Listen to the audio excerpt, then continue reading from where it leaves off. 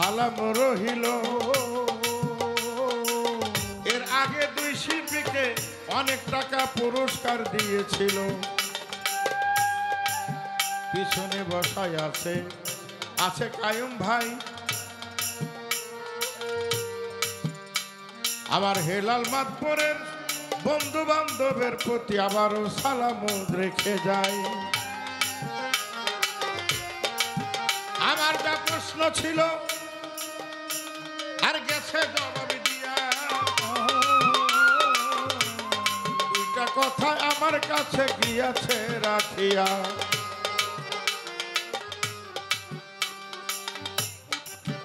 বললে অনেক বড় করে বলতে পারি, রাত বেশি নাই, একটু ছোট করি।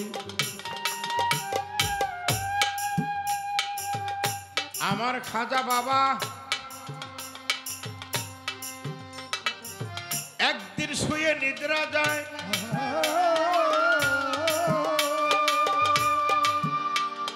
স্বপ্ন যোগে দেখা দিয়া নবী মোস্তফায়। আরে স্বপ্ন যোগে দেখা দিয়া দিনের পয়গম্বরে বলে, মঈনুদ্দিন আমি বলি যে তোমারে নামাজ রোজা ইবাদত বন্দেগী করেছো, সব বন্দেগী তুমি আদায় করেছো। ছোট আমার কথাটা ছোট ছোট হয়। হ্যাঁ, আরে এই দুনিয়ার সব ইবাদত তুমি সব করেছো, এমন কোন ইবাদত নাই তুমি করো নাই। কিন্তু একটা কাম তুমি আমার একটা সুন্নত আদায় করো নাই। হাসরের দিন যখন তোমার আমার দেখা হবে,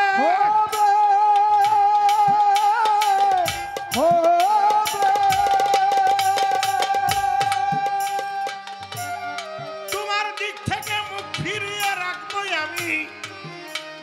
একটা কাজ করো নাই ভাবে,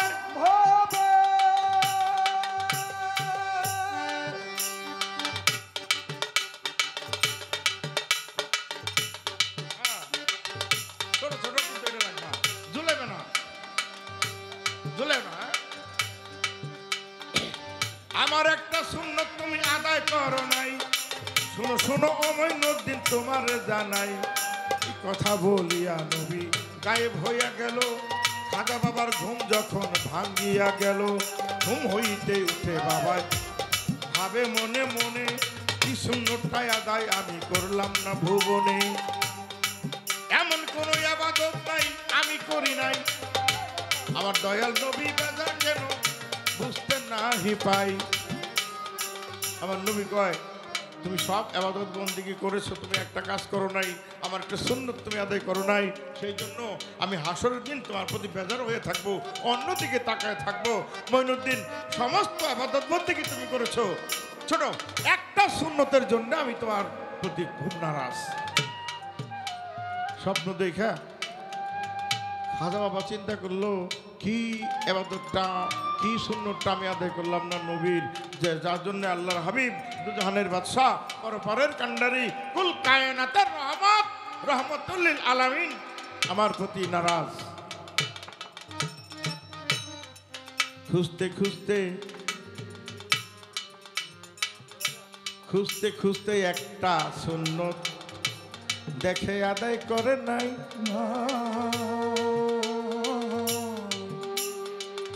খাজা বাবার যথেষ্ট বয়স হয়েছে ভাই, কি আদায় করে নাই? উনি বিয়ে করে নাই। বিবাহ করা নবীর ধন, নবীর সুন্নত, এইটা খাজা বাবা আদায় করলো না। তারপরে একে একে দুইটা বিবাহ করছে, লম্বা ঘটনা। একে একে দুইটা বিবাহ করলো। তার প্রশ্ন খাজা বাবারে সবাই বাবা কয়, আমি কই আমার ছেলে মেয়ে কয়, নাতিপুতি ধুতি কয়, বাবাই কয়, দাদাই কয়, দাদাই কয়, 14 গোষ্ঠী খাজা বাবারে বাবা কয়, খাজা কয়, খাজা বাবারে বাবা কয়। তো ওই যে একজনকে ছেলে দিছিল, উসমান হারুনি বলছিল যে তুমি যখন ছেলে দিলা তো তোমারে আমি দোয়া করলাম, তোমারে সবাই বাবা ডাকবে। এই ঘটনা আপনারা জানেন, আমি এটা না করলেও পারি, তবে একটু ইঙ্গিত দেই যারা শোনেন নাই তাদের জন্য। কি এক বেটি উসমান হারুনির কাছে খাজা বাবার পীরের কাছে দুধ কলা খাওয়ায় দোয়া চাইলো যে আমার জন্য একটা সন্তান হয়। খাজা বাবার বাপ পীর দোয়া করলো, দুধ কলা খায় দোয়া করছে, কিন্তু তার সন্তান হয় নাই। উসমান হারুনি সেজদায় পরে আল্লাহর কাছে জিজ্ঞেস করলো, এই তার কি কোনো সন্তান আদি আছে? আল্লাহ কয় না, এই মহিলা কোনোদিন সন্তানের মা হতে পারবে না, তার ওরসে আমি সন্তান, তার গর্ভে আমি কোনো সন্তান রাখি নাই, ভাগ্যে। তো নিঃসন্তান হয়ে মারা যাবো, মা ডাক কোনোদিন শুনতে পারবো না, এই কথা মনে চিন্তা করে বেটি কাঁদতে কাঁদতে কাঁদতে কাঁদতে যায়। পথের মধ্যে খাজা বাবা জিজ্ঞেস করে, পীরের বাড়ি থেকে আইলো, মহিলা কাঁদতে কাঁদতে যায় কেন? জিজ্ঞেস করি ছোট একদম, মা গো তুমি কাঁদতো কেন? তো পীরের বাড়ি থেকে আইলা, খুশি খুশি গেলা দুধ কলা নিয়ে, আর যাওয়ার সময় তুমি কাঁদতেছো, ব্যাপারটা কি?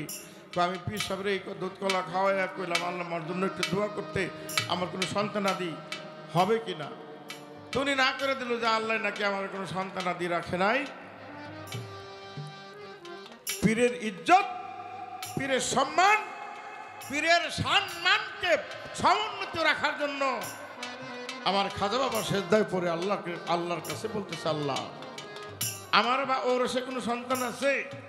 আল্লাহ কয়ে আছে। তা আমার ওরসে যদি কোনো সন্তান থাকে, আমার কাছ থেকে একটা সন্তান এই মহিলার দিয়ে দাও। তো যেই কথা সেই কাজ।